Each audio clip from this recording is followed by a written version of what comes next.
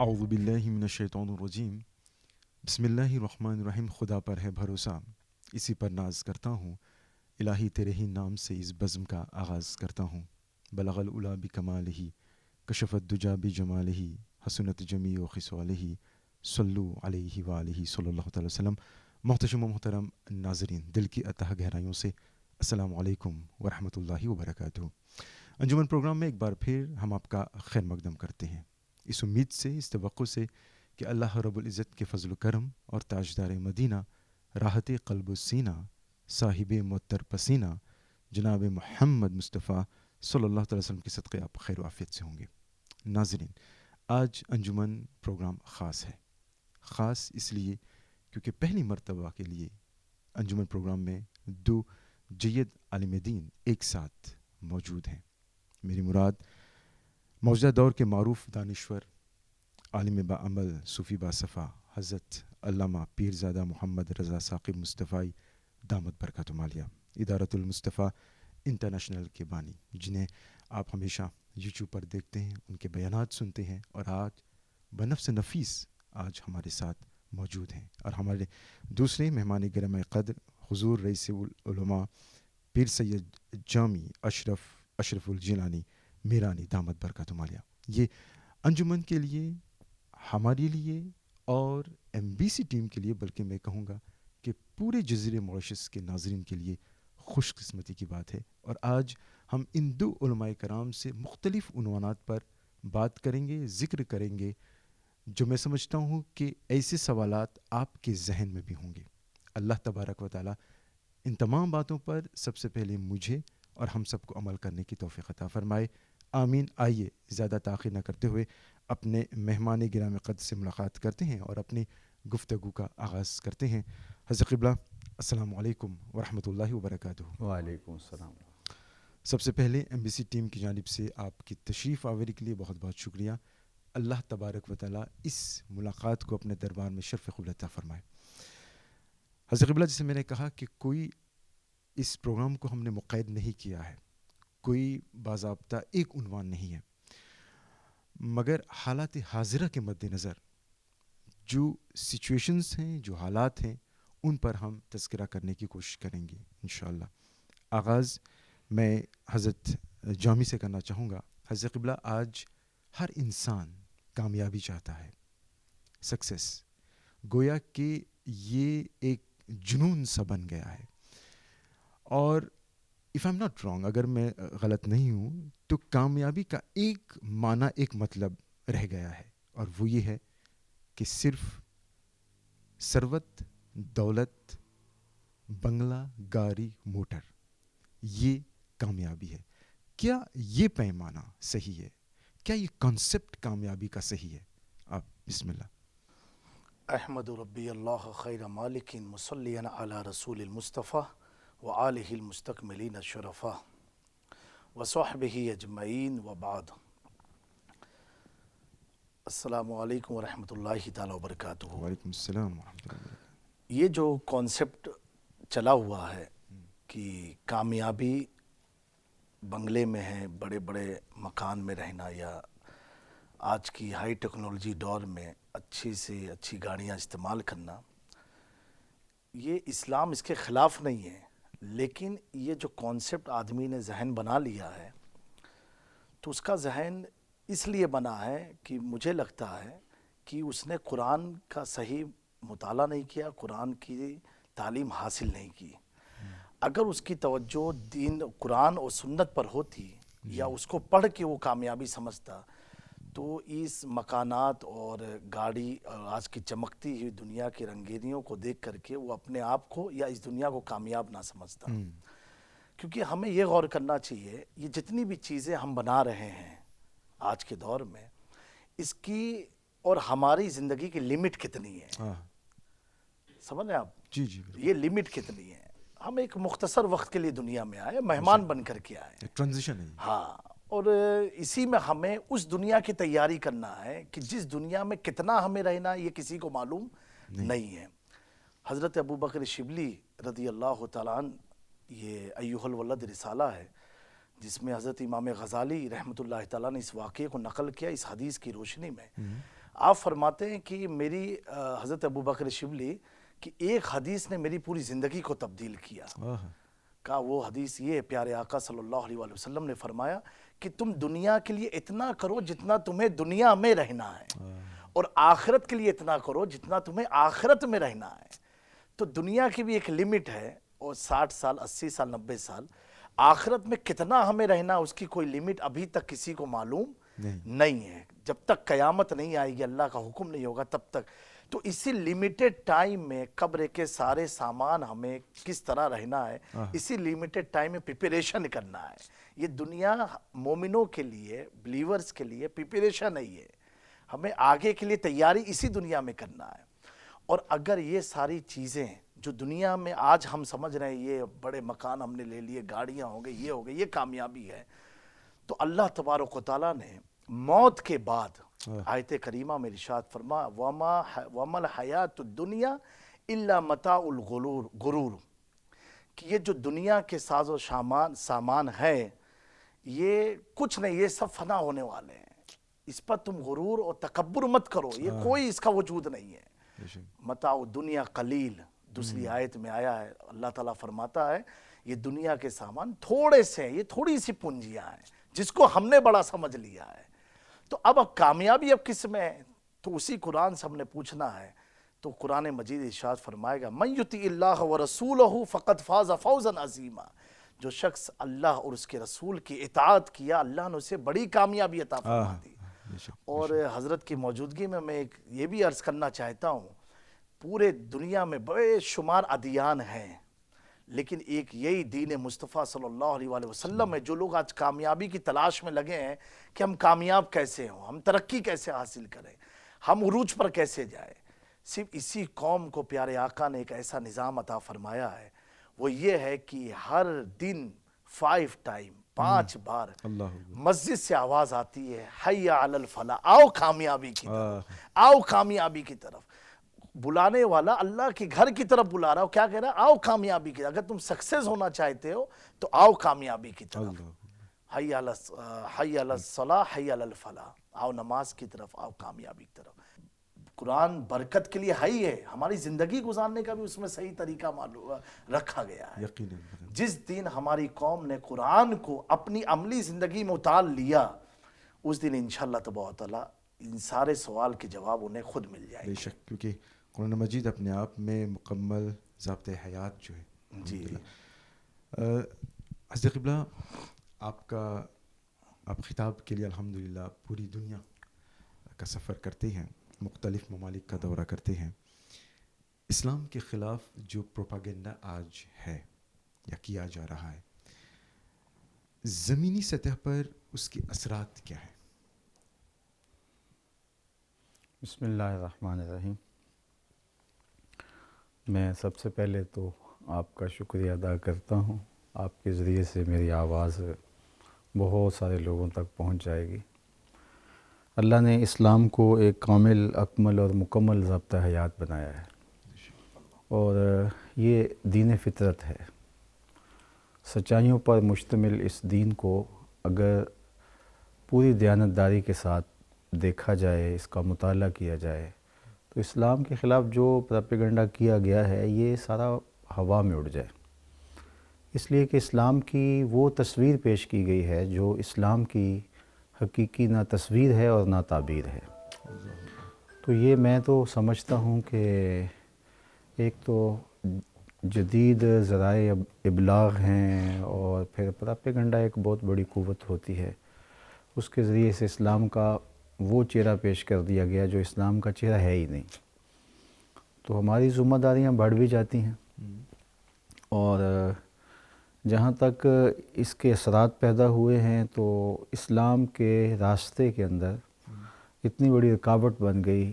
لوگ تڑپ رہے ہیں حقیقی نور کی تلاش میں، اور اسلام سے وہ بدگمان ہیں، اور یہ جو تصویر ان کے سامنے رکھی گئی وہ یہیں سے مڑ جاتے ہیں کہ اسلام ایک دہشت گرد دین ہے، اسلام ایک سخت گیر دین ہے، اسلام ایک ایسا دین ہے. تو وہ پھر اور سمتوں میں بھاگتے ہیں، اور وہاں سے تو وہ چیز مل ہی نہیں پاتی، اور ساری زندگی وہ بیچارے اندھیروں میں بھٹکتے رہتے ہیں. تو ایک تو ان کے ساتھ زیادتی ہے، اسلام کے ساتھ تو ہے ہی ہے، مسلمانوں کے ساتھ تو ہے ہی ہے، جو حق اور حقیقت، صداقت اور سچائی کی تلاش میں لوگ مارے مارے پھر رہے ہیں، ان کے لیے یہ راستہ ہی بند کر دیا گیا، ان کو بدگمان کر دیا گیا۔ تو میں آپ کی وساطت سے ان سب لوگوں کو میسج دوں گا کہ وہ اسلام کی وہ تصویر جو پیش کی گئی ہے، یا ہمارے کردار کی وجہ سے، ہماری عملی کوتاہیوں کی وجہ سے جو ان کے سامنے کوئی تصویر آئی ہے، ان دونوں تصویروں کو چھوڑیں، آپ اپنی نظر سے قرآن و حدیث کا مطالعہ کریں، حضور کی سیرت پڑھیں، آپ کو اسلام کا حقیقی چہرہ نظر آئے گا، اور اس سے روشن چہرہ کائنات میں آپ کو کوئی دکھائی نہیں دے گا۔ اسلام کی جس تصویر کی طرف آپ اشارہ کر رہے ہیں، تو اس کو ایک طرح سے آج جو حالات حاضرہ ہیں، جو جھگڑے فساد جو عام ہے، اس کو عمل میں لایا جائے کس طرح؟ یعنی امن اور سکون کی کس طرح بحال کیا جائے؟ امن، سکون اور عافیت کو حاصل کرنا اسلام کی بنیادی تعلیمات بھی ہیں اور مقاصد ہیں دین کے، لیکن جب امن کے راستے میں رکاوٹیں پیدا ہوں گی تو اسلام وہاں پھر ہاتھ باندھ کے بھی کھڑا نہیں ہوتا۔ اسلام اپنے ماننے والوں کو اس رکاوٹ کو دور کرنے کا جو بھی مروجہ طریقہ ہوگا، اس کے ذریعے سے اس کو ہٹانے کا ضرور ہمیں حکم دے گا۔ تو ظاہر ہے یہ طاقت کے ذریعے سے ہی ممکن ہوگا۔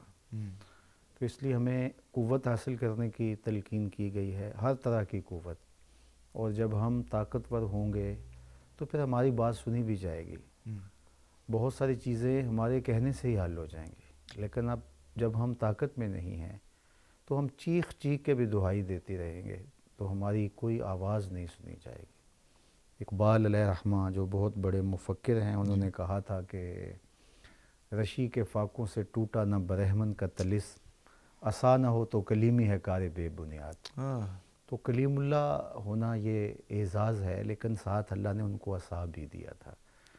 تو اسلام انتہائی متوازن دین ہے، تو وہ فساد کو، شر کو ختم کرنے کے لیے پوری توانائی کے ساتھ میدان عمل میں موجود بھی ہوتا ہے، اور پائیدار امن کے قیام کے لیے ہر مناسب کوشش اسلام ہمیں تعلیم دیتا ہے۔ عزیز اقبال، آج اگر ہم نوجوانوں کا طبقہ، نوجوان طبقے کو ہم جب دیکھتے ہیں تو ان کے ذہن میں بہت سارے ایسے سوالات ابھرتے ہیں کہ جب وہ ہم سے سوال کرتے تو لاجواب ہوتے ہیں ہم۔ میں پھر سے حالات حاضرہ کا حوالہ دوں گا، بالخصوص ابھی جو فلسطین میں ہو رہا ہے۔ تو ہمارا جو نوجوان طبقہ ہے، جو نوجوان نسل ہے، ظاہر سی بات ہے وہ جوان ہے، رگوں میں خون جو ہے وہ دوڑ رہا ہے، جذباتی ہے۔ تو ایسے حالات میں کون سا طریقہ کار عمل میں لانا چاہیے؟ ان سے کیا باتیں کرنی چاہیے؟ کس طرح ان کو جیسے کہ ایک قابو میں رکھنا چاہیے؟ نوجوان طبقے کے لیے کیا ہو سکتا ہے؟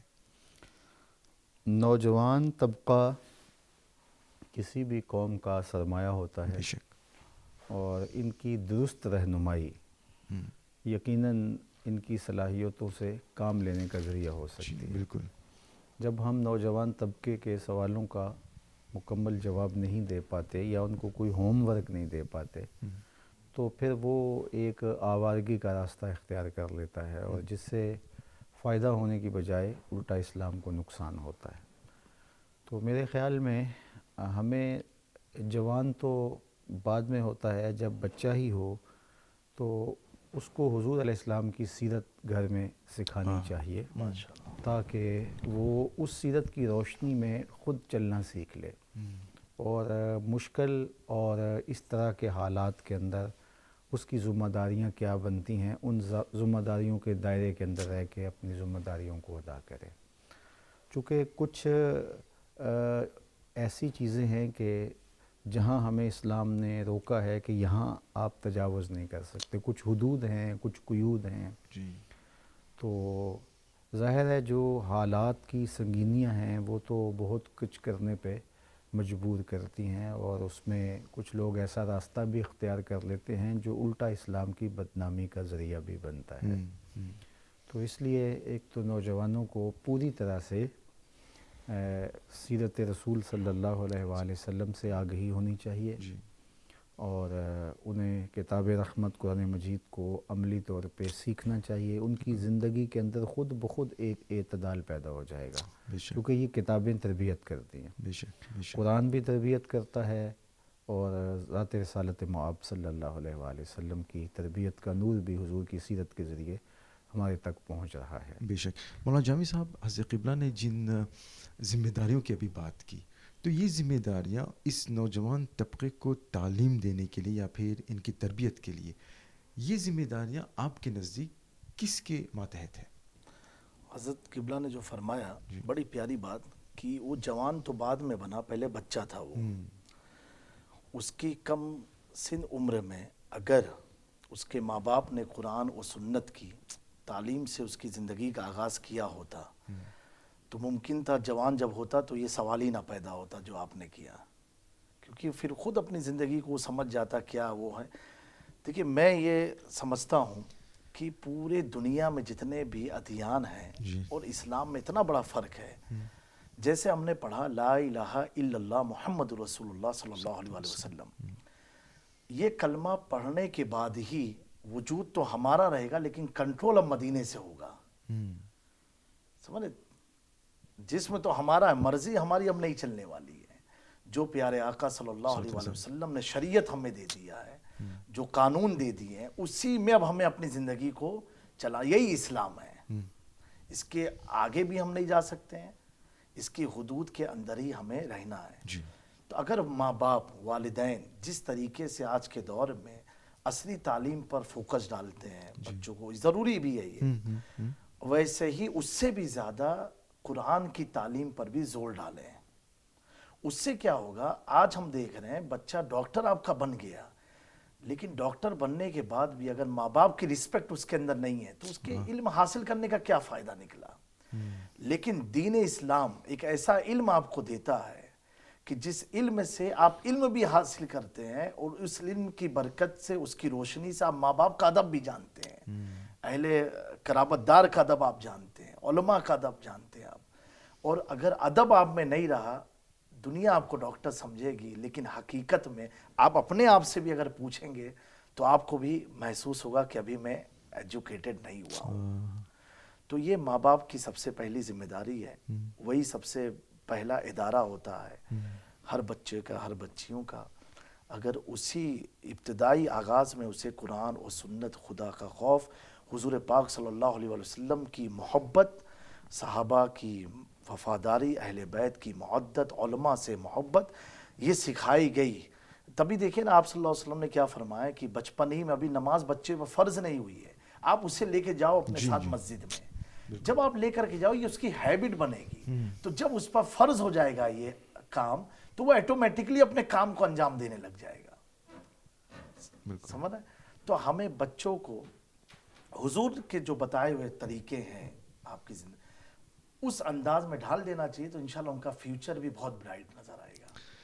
ایک حقیقت حضرت قبلہ یہ بھی ہے کہ آج بدقسمتی کہہ لیجیے یا پھر افسوسناک بات یہ بھی ہے کہ اگر میں موشس کی بات کروں تو ہو سکتا ہے کہ یہ رجحان کم و بیش بین الاقوامی سطح پہ بھی ہے.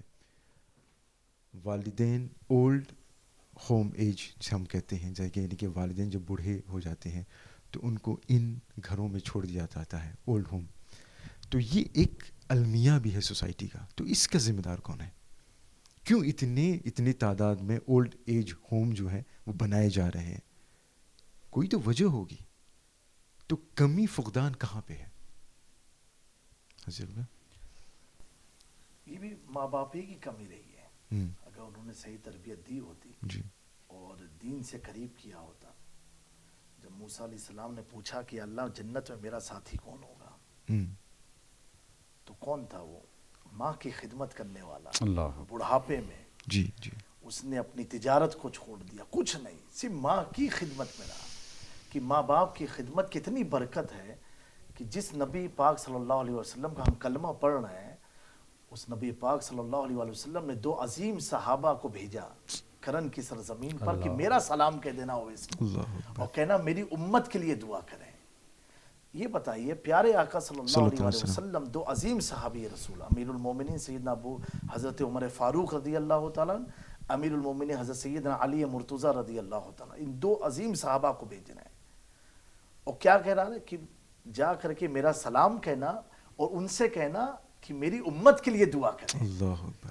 تو یہ انہیں جو مقام و مرتبہ جو حاصل ہوا کہ وقت کے جلیل القدر صحابی رسول اور امیر المومنین حضور ان کو بھیج رہے ہیں، صرف یہ ماں کی برکت تھی اللہ اکبر۔ کہ وہ ماں کی اس طرح وفاداری میں لگے رہے کہ پیارے آقا صلی اللہ علیہ وسلم کو یہ محبت جو دیکھا ماں اور بیٹے کی اتنی پسند آئی ہاں کہ جو اس رات بھر چین سے نہ سوتا ہو کہ کہیں میری ماں کو پانی کی ضرورت ہو جائے اور وہ پانی پانی کہتے رہے، میں غفلت کی نیند میں نہ سو جاؤں۔ یہ اصل کامیابی ہے۔ اللہ اکبر۔ حضرت قبلہ اس میں کچھ جوڑنا چاہیں گے؟ جی ماشاءاللہ، قبلہ جامی میاں نے جو ارشاد فرمایا، یقیناً اسلام نے تو والدین کے حوالے سے جو تاکیدات کی ہیں آپ کو کسی مذہب میں کسی دھرم میں ایسا نہیں ملے گا بالیقین، یقیناً یقیناً۔ جتنا زور دیا، بلکہ اللہ نے اپنی عبادت کے حکم نامے کے متصل ساتھ والدین کے ساتھ حسن سلوک کی تلقین کی ہے۔ وَقَضَىٰ رَبُّكَ أَلَّا تَعْبُدُوا إِلَّا إِيَّاهُ وَبِالْوَالِدَيْنِ إِحْسَانًا أَنِ اشْكُرْ لِي وَلِوَالِدَيْكَ۔ تو آپ کو جگہ جگہ یہی ملے گا، جہاں شرک سے منع کیا اور ساتھ ہی والدین کی نافرمانی سے منع کیا، تو جب یہ چیز اس قدر جڑی ہوئی ہے تو پھر ایک مسلم معاشرے میں تو اس کی گنجائش نہیں بنتی۔ تو اس کی گنجائش بنتی ہے خود غرض معاشرے میں۔ جب ہم مادیت زدہ ہو جاتے ہیں تو پھر لازمی طور پہ خود غرض بھی ہو جاتے ہیں۔ تو ایک مسلمان تو خود غرض نہیں ہوتا۔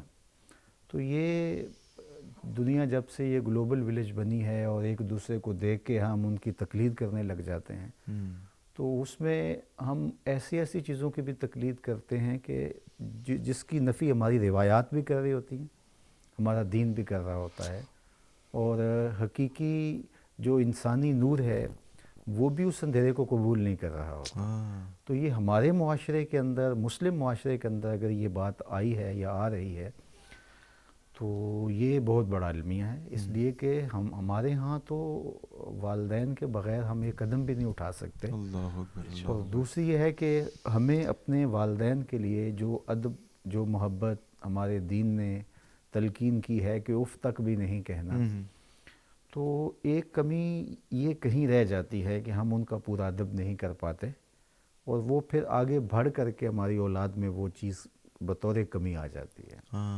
تو پھر آہستہ آہستہ پھر دوسری تیسری نسل میں پھر اولڈ ہوم میں والدین چلے جاتے ہیں۔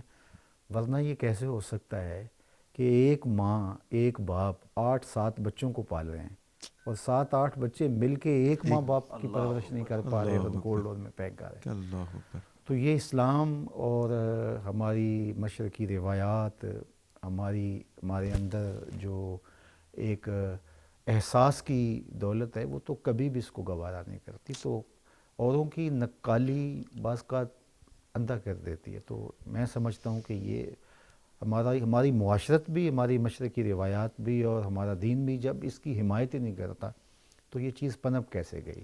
تو اس کا سبب خود غرضی ہے جو کہ مادیت کی وجہ سے جو ہے وہ ہمارے اندر پیدا ہوئی، اور دوسرا ہماری اپنی کوتاہیاں ہیں۔ اور حضرت جیسے ایک چیز صرف بعض ایسے بھی لوگوں کے فکر بن گئی ہے کہ ماں باپ ایسے تھے اس لیے اللہ نے ان کے ساتھ ایسا کر دیا ہے۔ اللہ اکبر۔ یہ اولاد اس طرح کے تانے اگر دیتی ہے اپنے ماں باپ کو کہ تو اس صورت میں کیا انہیں بچوں کو کیا سمجھایا جائے؟ ہر شخص نے اپنے اعمال کی سزا تو کاٹنی ہے۔ اگر ماں باپ نے کوئی کوتاہی کی ہے تو اس کے بعد وہی غلطی وہ دہرا رہے ہیں، اگر حقیقتاً میں بھی ایسا ہے تو پھر اس کا مطلب یہ ہے کہ آپ بھی وہی غلطی دہرا رہے ہیں جس کو آپ غلطی مان رہے ہیں۔ یعنی آپ نے تسلیم کر لیا کہ ہمارے ماں باپ نے ہمارے دادا کے ساتھ، ہماری دادی کے ساتھ کوئی اچھا سلوک نہیں کیا تھا، اور اس کی وجہ سے آج ان پر یہ تکلیف آئی ہے، تو ہم اس سے بدتر ان کے ساتھ سلوک کرنے جا رہے ہیں، اور اس کو ہم شعوری طور پہ غلطی مان چکے ہیں، اور مان چکے ہیں تو پھر ہم کیوں اس کا ارتکاب کر رہے ہیں؟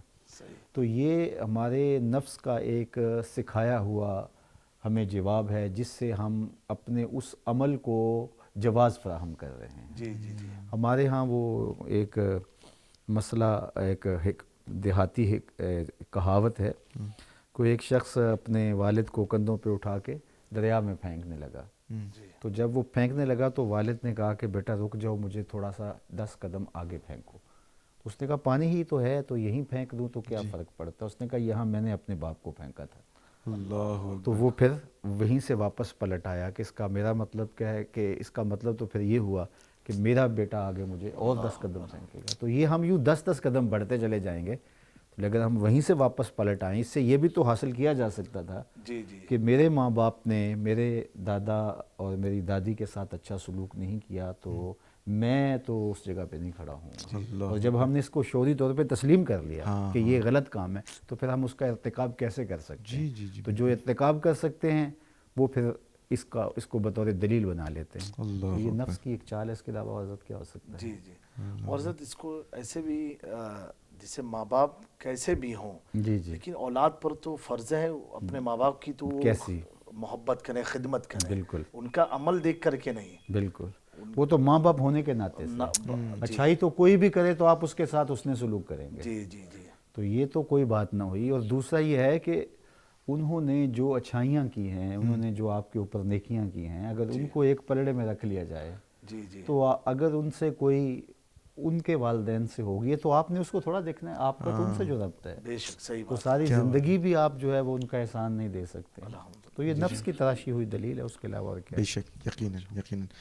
ناظرین، ہم آپ کو بتا دیں کہ اس وقت آپ انجمن پروگرام دیکھ رہے ہیں، اور آج ہمارے ساتھ انجمن پروگرام میں پہلی مرتبہ کے لیے بین الاقوامی شہرت یافتہ دو جیت عالم دین ہمارے ساتھ موجود ہیں۔ ہم نے مختلف موضوعات کو ٹچ کیا ابھی تک، نوجوان اور پھر حالات حاضرہ، اور اب جس موضوع کی طرف ہم رخ کر رہے ہیں وہ بہت ہی اہم ہے، پیچیدہ ہے، اور وہ ہے آج کا سوشل میڈیا۔ کیونکہ آج جیسا کہ حضرت قبلہ نے کہا کہ آج پوری دنیا ایک عالمی بستی جسے ہم گلوبل ولیج کہتے ہیں، تو اس سے ہوا کیا ہے؟ تو آئیے ہم اپنے گفتگو کو جاری رکھتے ہیں۔ حضرت قبلہ، آپ سے میں پوچھنا چاہوں گا کہ آج سوشل میڈیا کا دور، اس میں کوئی شک نہیں، اور الحمدللہ سوشل میڈیا جو ہے معاشرے کو بہت فائدہ پہنچا رہا ہے، اس سے لوگ استفادہ کر رہے ہیں، مگر کہیں پر بھی ایک الگ رخ یہ بھی ہے کہ سوشل میڈیا پر اگر کوئی مسئلہ ہوتا ہے تو اس کے اتنے نتیجے سامنے آتے ہیں، اتنے اوپینینز سامنے آتے ہیں کہ ایک عام انسان گویا کہ کنفیوز ہو جاتا ہے کہ کسے اٹھائے کسے چھوڑے۔ تو آپ کے نزدیک ایسی صورتحال میں کیا کرنی چاہیے؟ سوشل میڈیا اس دور کی ضرورت بن گیا ہے، اور اس سے کوئی فرار کا راستہ بھی اختیار نہیں کیا جا سکتا۔ یقیناً یقیناً۔ اور اسلام حکمتوں بھرا دین ہے، اور اسلام ہمیں یہ نہیں کہتا کہ آپ کسی چیز کی یکسر نفی کر دیں، اس میں خیر کے پہلو کو حاصل کرنے کی تلقین ہمیں کی جاتی ہے۔ اوکے، ٹھیک۔ دوسری بات، جب کوئی شخص کسی چیز میں دلچسپی رکھتا ہو تو اس کی ان صلاحیتوں کو خیر کے لیے موڑ دیا جاتا ہے۔ حضرت عمر رضی اللہ تعالیٰ عنہ اسلام لائے ہیں تو یہ نہیں ہے کہ ان کی جو جرأت ہے، ان کی جو بے باکی تھی اس کو توڑ دیا جائے، بلکہ وہ کفر کے خلاف اس کو کھڑا کر دیا گیا۔ اگر کسی کے اندر جو ہے وہ حساس دل رکھا گیا ہے، خیر خواہی کا جذبہ ہے، تو اس کو کسی ایسے کام کی طرف لگا دیا جائے تاکہ جو ہے وہ اس کی صلاحیتیں ادھر کام آئیں۔ آج کا نوجوان بلکہ بوڑھا بھی سوشل میڈیا پہ بیٹھا ہوا، تو ہم روکنے سے بھی اس کو روک نہیں سکتے۔ تو اس میں ایک تو یہ ہے کہ ہمارا سارا وقت اس پہ نہیں گزرنا چاہیے، اس کے لیے کچھ ہمیں وقت مقرر کرنا چاہیے۔ ہماری زندگی کے اور بھی وظائف ہیں۔ ابھی والدین کے حوالے سے بات ہو رہی تھی، تو والدین کو نظر انداز کرنے کا ایک بہت بڑا ذریعہ اور سبب یہ سوشل میڈیا بھی ہے۔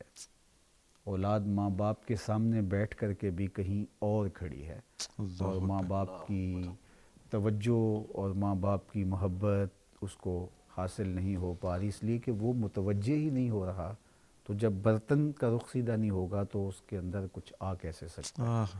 نہ ان کی دعائیں لے رہا ہے اور نہ ان کی خدمت کر رہا ہے. تو عجیب ایک چیز بن گئی ہے. سوشل میڈیا نے ہمارے سوشل جو تعلقات تھے ان کو برباد کر کے رکھ دیا ہے. حالانکہ یہ جو ہے وہ ایک ربط کا ذریعہ تھا، اور اس ربط سے ہم ایک بر اعظم سے دوسرے بر اعظم کے ساتھ تو جڑ گئے، لیکن گھر کے افراد سے ہم الگ الگ ہو گئے. سارے بچے اپنے کمروں میں بیٹھے ہیں، اور سوشل میڈیا کی وجہ سے ہی ہماری سوشل زندگی جو ہے وہ ٹوٹ پھوٹ کا شکار ہو گئی. تو ایک تو یہ المیہ ہے، اس کے لیے کچھ وقت مقرر کرنا چاہیے. دوسری بات یہ ہے کہ کسی چیز کے بارے میں 8 10 15 20 25 رائے مل جاتی ہیں، تو اس میں کیا ہمیں کس کو بہتر سمجھے اور کس کو غلط سمجھے. تو جب سوشل میڈیا نہیں تھا اس وقت بھی یہ تھا کہ کسی ایک چیز کے بارے میں مختلف رائے موجود ہوتی تھی. تو اب ظاہر ہے جس پر اعتماد ہوتا تو اس کی رائے کو قبول کر لیا جاتا، اور بہت سارے لوگوں تک پہنچنا عملاً ممکن نہیں تھا. تو اس طرح مختلف آراء سے ایک درست رائے کو، صائب رائے کو اختیار کرنا، یہی تو فہم کا، عقل کا صحیح استعمال ہے. اور سوشل میڈیا پہ اب اتنا کچھ آ گیا ہے، تو اس لیے ہم اس بات پہ زور دیتے ہیں، جس طرح بھی بات ہوئی، کہ اگر میں نے سیرت النبی صلی اللہ علیہ وسلم کو پڑھا ہوگا، میں نے قرآن مجید کو پڑھا ہوگا، میں جید معتبر علماء کی صحبت میں بیٹھا ہوں گا، تو پھر میں وہی رائے اختیار کروں گا جو قرآن سے، احادیث سے اور ہمارے اسلاف کے مزاج سے ٹکراتی نہ ہو. لیکن جب مجھے یہ چیزیں میرے پاس موجود ہی نہیں ہوں گی، تو خالی صفحے کے اوپر جو مرضی کو لکھ دے، مجھے جو چیز بھلی لگے گی میں اس کو کہوں گا کہ شاید یہی درست ہے. تو بنیاد وہی ہے کہ ہم سے جو غلطی ہو گئی ہے اپنی اولادوں کو بچپن میں دین دینے کی، تو اس کی سزا ہم کاٹ رہے ہیں. تو اب اگلی نسل کو، اپنی نسل کو سنبھالنا پڑے گا، نہیں تو اس اذیت سے وہ بھی گزریں گے. چونکہ یہ جو اذیت ہم کاٹ رہے ہیں، یہ نسل کاٹ رہی ہے. ان کی اولادیں ان کے پاس بیٹھ کر بھی ان کے پاس نہیں بیٹھی ہوئی. ان کا دل، ان کا دماغ، ان کی سوچوں اور ان کے خیالوں کا محور کہیں جو ہے اور ہے.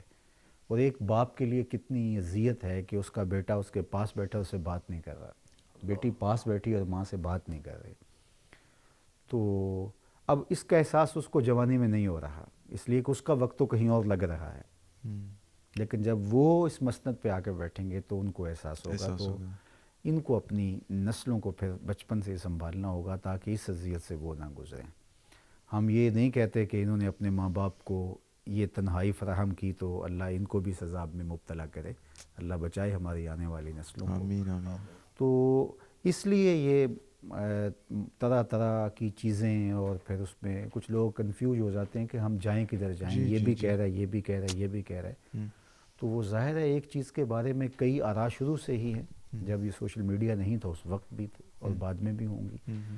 تو ظاہر ہے کہ ہم نے جو ہمارے ذہن کی سکرین پر سب سے پہلے مرتسم ہوا تھا وہ ہمارے ساتھ آخر میں رہتا ہے. اس لیے ہمارا دین اتنا فطرت کے مطابق دین ہے کہ جب بچہ ماں کی زبان نہیں سمجھتا، اپنی مادری زبان نہیں سمجھتا، اس وقت بھی اس کے کان میں اذان دلوائی گئی تاکہ اس کے ذہن پر اس مرتسم ہونے والے پہلے جملے اللہ کی بڑائی کے، حضور کی شہادت کے اور نماز کی طرف بلاوے کے اور فلاح کی طرف بلاوے کے آئیں.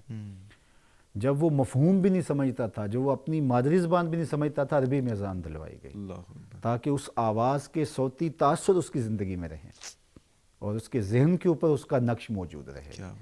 تو اس لیے بچپن میں بعض اوقات بندے سمجھتے ہیں کہ ابھی تو یہ بالکل بچہ ہے، اس پر اتنی محنت کی ضرورت کیا ہے. تو اسلام کی فطرت کو سمجھنے کی کوشش کیجئے.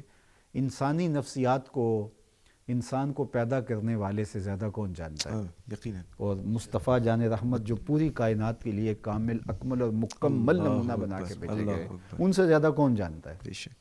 تو اب اس وقت بھی اس بچے کے کان میں اذان دلوا کے بتایا کہ تربیت کا آج سے آغاز ہو گیا. تو اس لیے ہم وقت دیتے رہتے ہیں. تو خالی صفحات پہ بہت کچھ لکھا گیا، اب دوبارہ ہم اپنی بات لکھنا چاہیں گے تو وہ جس طرح لکھی ہوئی چیز کے اوپر کوئی چیز لکھی جائے تو وہ گنجلک ہی بن جاتی ہے. جی جی بالکل. تو یہ جو آپ نے کہا کہ اب کیا اس کو پتہ ہی نہیں چلتا، وہ گنجلک بنی ہوئی ہے. اللہ کاش کے خالی صفحے پہ ہم نے کچھ لکھا. کیا بات کہی، کیا بات کہی. اچھا قبلہ، آج سے تقریباً 10-15 سال پہلے یہ ہم سوچ بھی نہیں سکتے تھے کہ ٹیکنالوجی اتنی آگے بڑھ جائے گی. آج ہم 2023 میں ہیں. 10-15 سال بعد اگر صورتحال آج یہ ہے تو 10-15 سال بعد تو کیا آپ سمجھتے ہیں کہ حالات اور خراب ہو سکتے ہیں؟ جی، حالات تو جس طرف بڑھ رہے ہیں اور ہم اس کی روک تھام کے لیے ٹھوس اور مضبوط اقدامات نہیں کر رہے تو پھر خرابی کی طرف ہی جا رہے ہیں نا. جب راستہ کھل گیا اور اس میں ہم اپنی آنکھوں سے نقصان ہوتا دیکھ رہے ہیں اور ہم اس کا مداوع نہیں کر رہے، اور پھر ہم یہ توقع کریں کہ شاید 10 سال بعد ٹھیک ہو جائے، تو یہ تو ایک ہمارا وہم ہو سکتا ہے.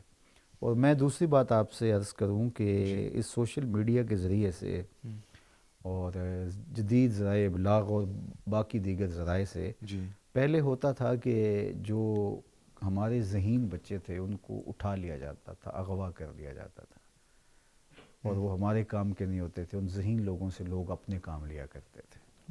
اب بچے اغوا نہیں کیے جاتے ہیں، ان کے ذہن اچک لیے جاتے ہیں. وہ ہمارے گھر سے کھا رہے ہوتے ہیں، ہمارے ہاں رہائش ہوتی ہے، سارے اخراجات ہم برداشت کر رہے ہوتے ہیں، لیکن اس کا اب ذہن اغوا کر لیا جاتا ہے. تو یہ امت کا قیمتی سرمایہ، ہم تو چاہ رہے تھے کہ ہماری نسل جمع ہوگی، یوتھ بڑھے گی تو امت کی نہضت اور نشت ہوگی. اللہ. لیکن یہ تو الٹا ہمارے لیے مصیبت کا سبب اور ذریعہ بن گیا. تو ہمیں اپنی نسل کو سنبھالنے کے لیے بہت سنجیدہ ہونا پڑے گا، علماء کو بہت سنجیدہ ہونا پڑے گا. ہمیں آپس کی جو گروہ بندیاں ہیں، باہمی تناؤ ہیں، ان کو جو ہے وہ بہت چھوٹے پیمانے پہ لے کے علمی انداز میں لے کے آگے بڑھنا ہوگا. یہ وہ چیزیں ہیں جو نوجوان کے ذہن کو اور مضطرب کر دیتی ہیں اور ہم سے دور کر دیتی ہیں. اور یہ ہمارے ساتھ یہ ظاہر ہے ہمارے دشمن نے کیا ہے کہ ہم یوں ٹکڑیوں میں بٹ جائیں اور پھر اس طرح ہماری قوت جو ہے وہ بھی منتشر ہو جائے. اور ہمیں بہت محنت بچپن سے ہی کرنی ہوگی. جو نسل ہاتھوں سے نکل گئی ہے اس کو بھی واپس لانے کے لیے کوشش کریں گے ہم، اور جو نسل جو ہے وہ ابھی پروان چڑھ رہی ہے اس پہ خاص توجہ دیں گے. اور مجھے اللہ سے یہ امید ہے کہ اگر ہم سنجیدہ کوشش کریں گے تو یہ مشکل بھی نہیں ہے. اللہ مدد فرماتا ہے انشاءاللہ انشاءاللہ. اچھا قبلہ، سوشل میڈیا کی بات کریں، اس پہ ایک آخری سوال یہ ہے کہ الحمدللہ آج یوٹیوب پر یا پھر کوئی بھی سوشل میڈیا پر کوئی بھی شخص اسلام کے بارے میں لیکچر دے رہا ہوتا ہے، جیسے کہ آپ نے آن کیا، آپ کو واٹس ایپ کے ذریعے پتہ نہیں کیا ہے، تو میرا سوال یہ ہے کہ کیا اسلام میں اس کے لیے خاص لوگوں کو حق ہے صرف خطاب کرنے کے لیے، یا پھر کوئی بھی عالم ہو یا غیر عالم ہو ان کو یہ حق ہے کہ وہ کوئی خطاب کر لیں؟ اس کا بہتر جواب تو جامع میاں ہی ارشاد فرمائیں گے. پہنچانے کی ذمہ داری تو ہر ایک کو دے دی گئی ہے، بلغوا ولو انی آیا. لیکن دوسری جانب حضرت سیدنا علی المرتضیٰ رضی اللہ تعالیٰ عنہ نے مسجد کوفہ میں حضرت حسن بصری کے علاوہ باقیوں کو منع کر دیا. جو ناسخ و منسوخ کا علم نہیں رکھتا تو اس کو حق نہیں ہے کہ وہ مفتی بن کے بیٹھ جائے.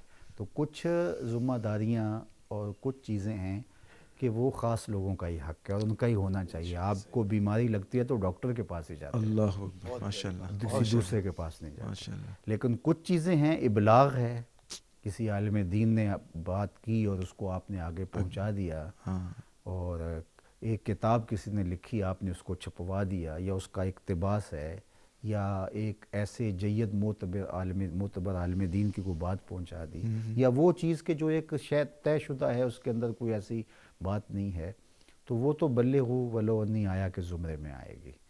لیکن باقی جہاں جو حساس ایشوز ہیں، وہ باتیں ہیں، ظاہر ہے وہ ہر ایک کا حق نہیں ہے کہ وہ اس پہ بات کرنا شروع کر دے. اور جب وہ بات کرنے لگ جائے گا تو وہ جو کنفیوژن پیدا ہوتی ہے جس کی وہ وہاں پیدا ہوتی ہے کہ ہر بندہ کلو طبیب کلو مفتی، تو جب یہ ہوگا تو پھر برا حال ہوگا. مولانا جامی صاحب اس پہ جڑنا چاہیں گے؟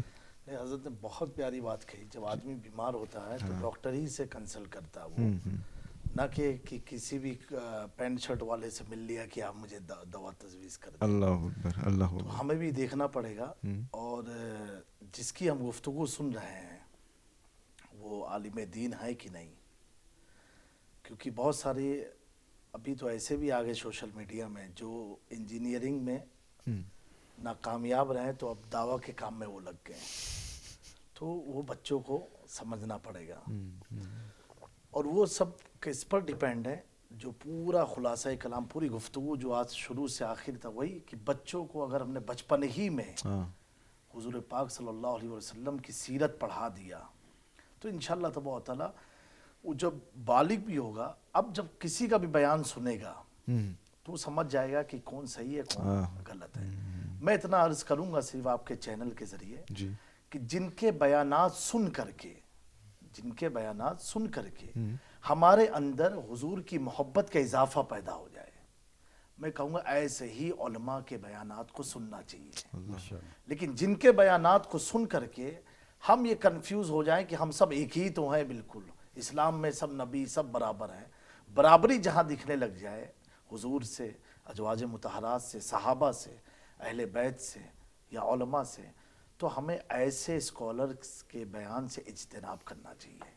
لیکن جن کے بیانات سے اولیاء کی, حضور پاک صلی اللہ علیہ وسلم کی محبت میں اور اضافہ پیدا ہو جائے تو ایسے علماء کے بیانات کو ضرور سننا چاہیے انشاءاللہ. علامہ جامی صاحب کی بات کی میں تائید کرتا ہوں اور ایک جملہ کہنا چاہوں گا کہ دور موجود کے فتنوں میں سے ایک فتنہ بے یقینی ہے. یہ تو نہیں ہو سکتا کہ ایک مسلمان کو آپ کافر کر دیں, اگر کوئی اس کے خال واقعات ہوئے ہوں وہ ایک الگ بات ہے, لیکن اسلام کے ساتھ ایک مسلمان کا رشتہ لازوال ہوتا ہے اور وہ کہیں اور نہیں جاتا.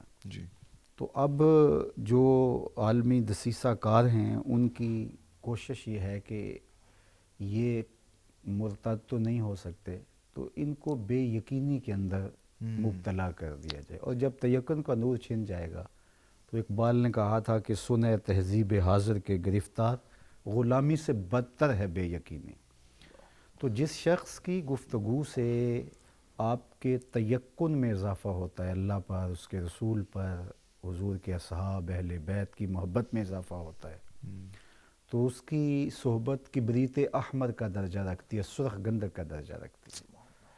اور جس شخص کی صحبت, گفتگو, کلام, مجلس سے آپ بہت سارے سوال لیے تشکیک میں مبتلا ہو جاتے ہیں, تو پھر ایسے شخص کی صحبت زہر قاتل کے علاوہ اور زہر حلال کے علاوہ کچھ نہیں ہے. تو ہمیں یہ بھی انتخاب کرنا ہوگا, اگرچہ ایسے لوگ اتنے زیادہ دستیاب نہ بھی ہوں, لیکن اللہ نے اس کائنات کو اہل خیر سے کبھی بھی خالی نہیں رکھا. تو ایسے لوگ موجود ہیں کہ جن کی صحبت میں بیٹھ کر کے تیقن کی بجلیاں سینوں میں بھر جاتی ہیں, من میں روشنیاں ہوتی ہیں, اللہ رسول کے ساتھ محبت کا رشتہ اور مستحکم ہو جاتا ہے. اہل بیت اور اصحاب رسول علیہ السلام کی محبت میں بہت زیادہ جو ہے وہ اضافہ ہو جاتا ہے, نہ یہ کہ الٹا تذبذب اور تشکیک میں ہم مبتلا ہو جائیں اور پھر وہی تذبذب اور تشکیک انکار کے دروازے پر ہمیں لے آتی ہے. حضرت اس پر میں یہ بھی اکثر عرض کرتا ہوں کہ عوام میں جب ہم اپنے پرسنل کوئی میٹرز ہوتے ہیں, ہمارے گھر کنسٹرکشن کرنا یا پلاٹ کہیں پرچیز کرنا ہے یا کچھ بزنس کا معاملہ ہو, تو ہر ایڈ کو دیکھ کر کے ہم اس کو نہیں فالو کرتے ہیں کہ ہاں اسی کو ہم دیں گے, بڑا اچھا انجینئر, گھر اچھا بنا دے گا. ہم اس کی تفتیش میں لگتے ہیں, جی بالکل پھر دیکھتے ہیں اور پھر لسٹ بناتے ہیں. پھر لسٹ بنانے کے بعد کئی لوگوں سے سمجھتے ہیں کہ اس میں یہ اچھا ہے کہ یہ اچھا ہے, کس کو ہم کام کے لیے اس کی تعمیر شدہ چیزوں کو جا کے دیکھتے ہیں کہ ہم دیکھیں جو اس نے پہلے کیا ہے وہ کوئی ذہن بناتے ہیں, کوئی فیصلہ لیتے ہیں. فانی چیز ہے, یہ فنا ہونے والی چیز ہے. اس کے لیے ہم اتنی محنت کر رہے ہیں کہ ہمارا گھر ایک بار بن رہا ہے تو پرفیکٹ ہو, اچھا آرکیٹیکٹ ہو, انجینئر ہو, 10 کی لسٹ میں ایک کام چین کرتے ہیں. تو دین کے معاملے میں اتنے لاپرواہ کیوں ہم؟ جہاں عقیدے کی عمارت بن رہی ہے, آپ کے عمل کی عمارت بن رہی ہے, تو وہاں آپ کہتے ہیں آنکھیں بند کر لیتے ہیں. آنکھ بند کی سب بہت اچھا لگ رہا ہے, بہت اچھا لگ رہا ہے.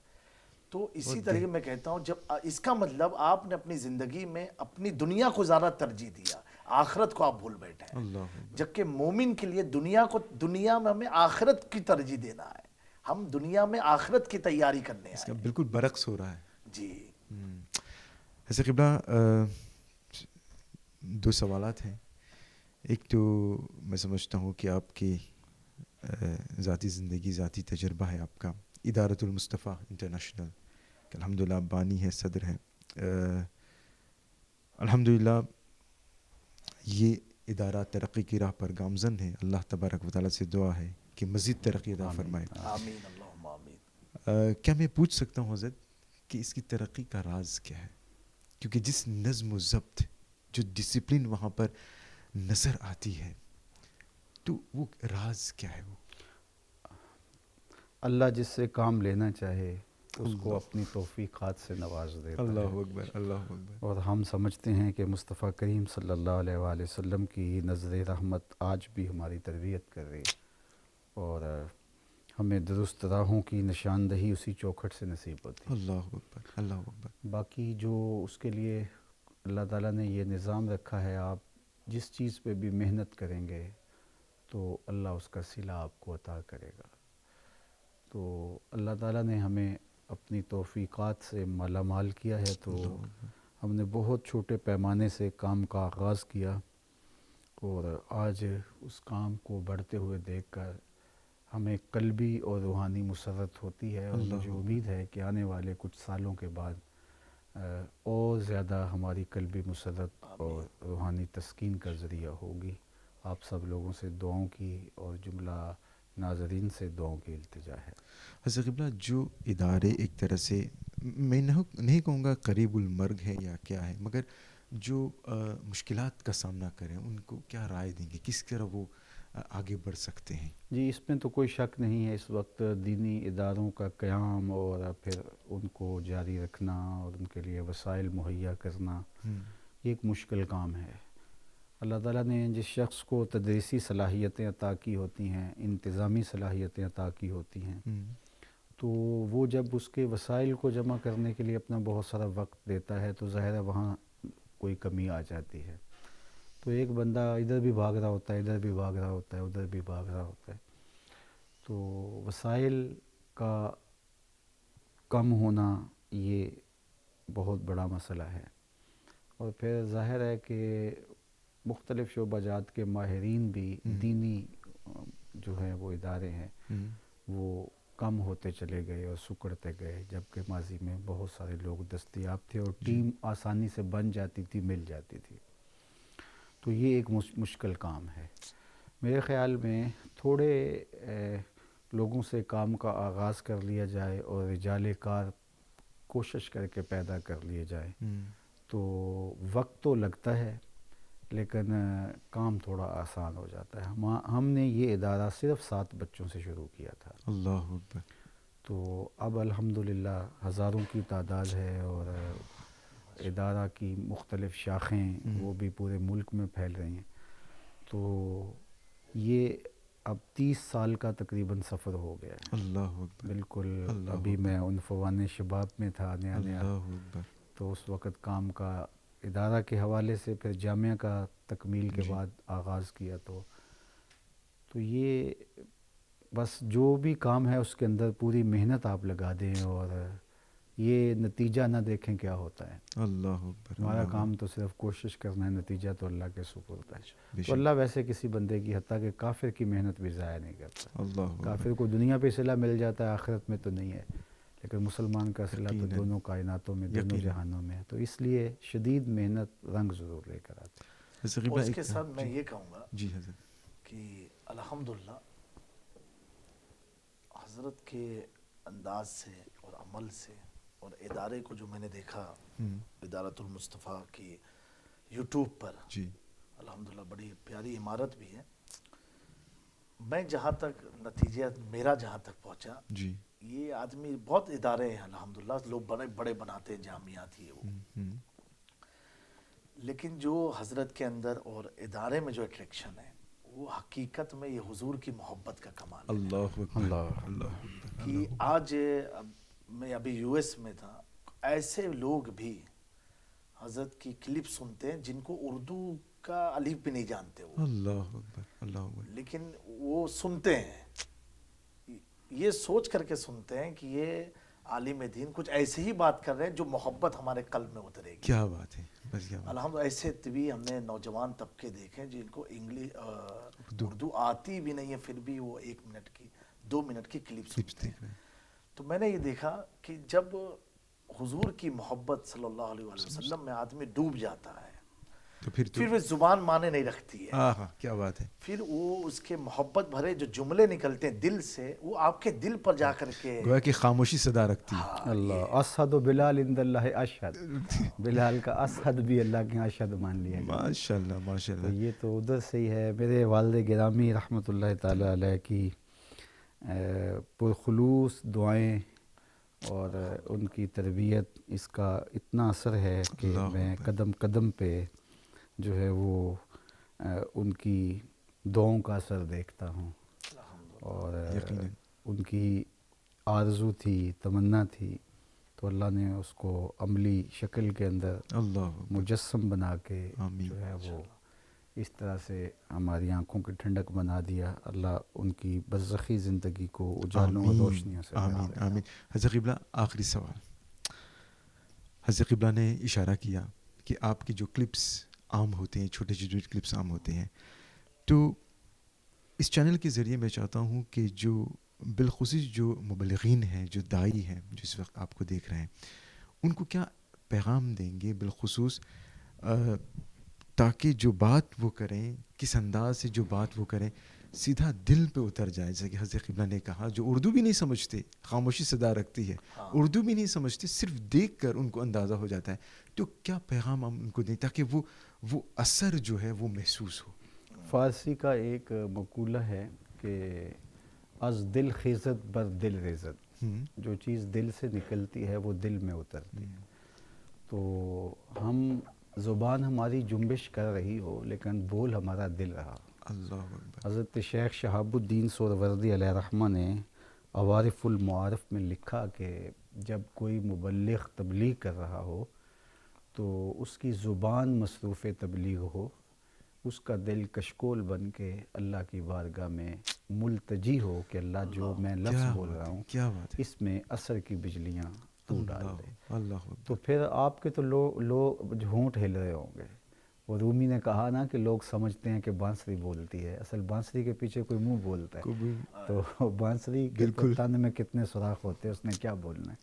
تو اصل آپ جب خلوص کے ساتھ بات کرتے ہیں اور نرمی کے ساتھ کرتے ہیں، امت کی خیر خواہی آپ کے جو ہے وہ دل میں ہوتی ہے اور آپ کی آرزو ہوتی ہے کہ یہ بات لوگوں کے اندر اتر جائے، تو پھر اللہ اثر تو وہی ڈالتا ہے. علامہ اقبال سے ہی کسی نے یہ سوال کیا تھا کہ بڑے بڑے شعراء گزرے ہیں، آپ کے شعروں میں یہ حسن اور یہ تاثیر کہاں سے آئی؟ تو انہوں نے کہا کہ میں 1.25 کروڑ مرتبہ حضور پہ درود پڑھا تھا، تو یہ ساری مٹھاس حضور کے نام کی. اللہ اکبر اللہ اکبر. اور دوسرا انہوں نے کہا کہ نام تو از پدر آموختم، حضور آپ کا نام میں نے اپنے باپ سے سیکھا تھا. اللہ. تو ایک شاعر کا شعر ہے، میں تنہا کمال سخن کو نہ پہنچا، میرے شعر ہیں اور تاثیر ان کی. کیا بات ہے. تو اللہ نے بس اپنی توفیق سے، میں تو بعض کا خود بھی حیرت زدہ ہوتا ہوں، یہ باتیں میں بتایا نہیں کرتا، لیکن کئی ایسے لوگوں نے توبہ کی کہ جو لگتا تھا کہ یہ تو واپس آنے کا نہیں ہے، جو گناہ کے اندر اس کا انہماک ہے. اللہ. اور وہ بعض کا پھر جب ملا اور اس نے جس طرح اس کے آنسو بہہ رہے تھے، اس کی زندگی بدل گئی، تو میں پھر اور جو ہے وہ اللہ کے حضور عاجزی کرتا ہوں کہ اللہ مجھے اپنی جناب میں قبول فرما. میری وجہ سے ان لفظوں کی وجہ سے اس کا دل بدلا تو میرا دل بھی بدل دے، اور حقیقت میں مجھے اس مقام پہ پہنچا کہ میں تجھے پسند آؤں اور تیری بارگاہ میں قبول ہو جاؤں. اللہ اکبر. تو یہ اسی کا کرم ہے. تو بعض کا تو مجھے بھی حیرت ہوتی ہے کہ یہ کیسے ہو گیا.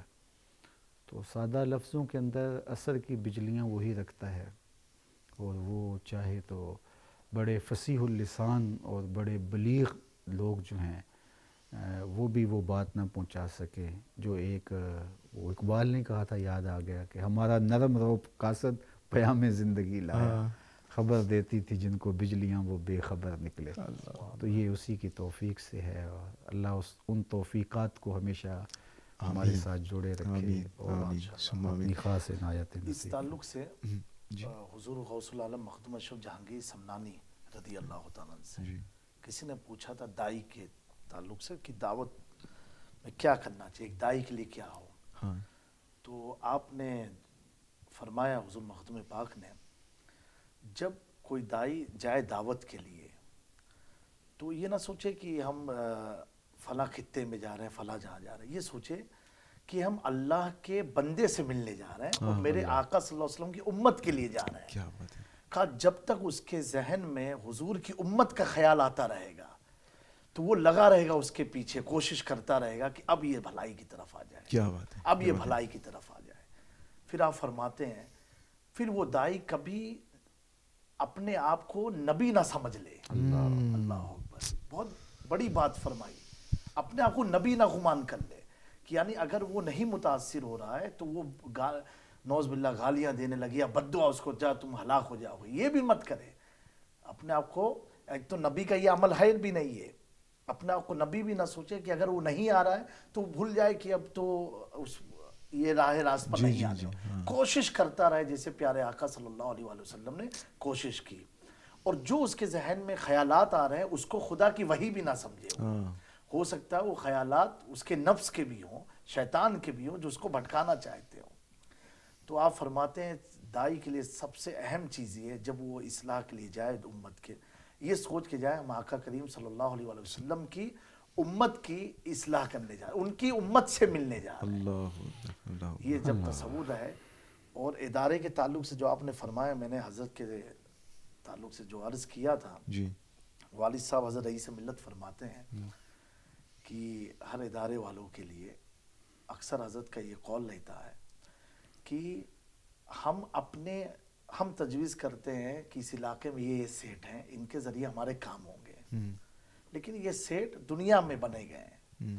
ہمیں ان سیٹوں کی تلاش میں نکلنا چاہیے جنہیں اللہ نے سیٹ بنایا ہے. کیا بات ہے. یعنی ان سے کنیکشن جوڑنے چاہیے. یعنی غوث اعظم شیخ عبد القادر جیلانی سے، حضرت غریب نواز سے، داتا گنج بخش لاہوری سے، بابا فرید سے، حضور مخدوم اشرف جہانگیر جو روئے زمین میں اولیاء پھیلے ہوئے ہیں، یہ اللہ کی جانب سے سیٹ ہیں. اور وہاں جا کر کے پھر اللہ کی مدد لی جائے تو جو سیٹ کے وہاں مانگ کر کے ہمیں رسوائی بھی جھیلنی پڑے گی، یہاں کوئی رسوائی نہیں ملے گی. سارے راستے یہ خود ہموار کر دیا کریں. یقیناً. تو مجھے لگتا ہے الحمدللہ حضرت کی پشت پناہی جو ہو رہی ہے، یہ بزرگوں کی حمایت بھی ہے، اولیاء کا سپورٹ بھی ہے، اور یہ حضور پاک صلی اللہ علیہ وسلم کی محبت کا جو جام ہے جو ان کے قلب میں ہے. یہ محبت کے جملے جب نکلتے ہیں تو جس کے دل میں بھی حضور کی محبت ہے ان کے دل پر وہ جملے اثر کرتے ہیں، کنیکٹ ہو جاتا ہے فوراً. الحمدللہ. حضرت قبلہ میں آخر میں آپ سے پوچھنا چاہوں گا، الحمدللہ اشرفی میرانی ایسوسیشن کی جانب سے حضرت قبلہ موریشس آئے ہیں، اس کے بارے میں آپ کیا کہنا چاہیں گے؟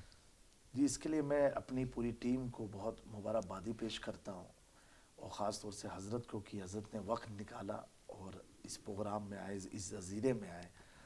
اور کل جیسے جانشین مخدوم پاک حضرت معین المشائخ نے فرمایا کہ حضرت جو ہے یہ امانت ہے اہل سنت کی. اللہ اکبر. اللہ اکبر. بڑا پیارا جملہ حضرت نے فرمایا، جملہ مجھے ذہن میں نہیں آیا، اس کا مفہوم یہی ہے کہ حضرت جو ہے امانت اہل سنت کی. آج ہمیں تحدیث نعمت کی طور پر عرض کرنا ہو، فخر ہوتا ہماری جماعت اہل سنت میں اللہ نے ایک ایسا مبلغ، ایک ایسا عالم دین اس جماعت کو، سرمایہ اہل سنت حضرت معین المشائخ نے فرمایا، ایسا سرمایہ عطا فرمایا کہ جن کے بیانات سے لاکھوں کی اجڑی ہوئی زندگی میں نور اللہ پیدا فرما. اللہ اکبر. اللہ اکبر. اور حضرت نے ہماری دعوت کو قبول کیا اور تشریف اس ملک میں لائے، اور میں سمجھتا ہوں کہ حضرت کی برکت سے انشاءاللہ تبارک و تعالی یہاں کی بھی فضا میں جو بھی آلودگی اگر ہے کہیں پر بھی، کہ یہ بیان ایسا ہے حضرت جو فرماتے ہیں جس سے ہمارے دلوں میں جو محبت رسول پر کچھ لوگوں نے